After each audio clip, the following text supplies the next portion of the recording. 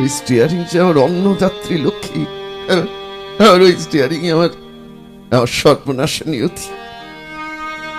এমনি ভাবে কেটে গেল 6টা মাস। সেদিন এমার্জেন্সি কল পেয়ে প্রায় মধ্যরাত্রে আমাকে ডেকে নিলেন ডাক্তার সাহেব। পেশেন্টের কন্ডিশন সিরিয়াস, ইমিডিয়েটলি নার্সিং হোমে পৌঁছতে হবে। এক মনে গাড়ি চালাচ্ছি, ফাঁকা রাস্তা।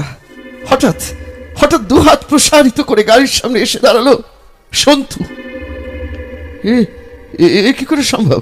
আমি আমি গাড়ি থেকে নেমে ওকে ধরতে গেলাম, নিমেষে মিলিয়ে গেল হাওয়ায়।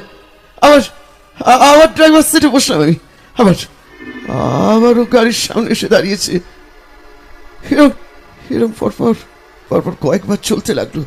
আবার অদ্ভুত আচরণ থেকে অস্থির ভাবে বলে উঠলেন ডাক্তার সাহেব, অতনু অতনু অতনু তখন থেকে কি করে যাচ্ছ পাগলের মতো? একবার গাড়িতে উঠছো, আবার নেমে যাচ্ছ পরক্ষণে। আচ্ছা, তোমার কি মাথা খারাপ হয়ে গেল?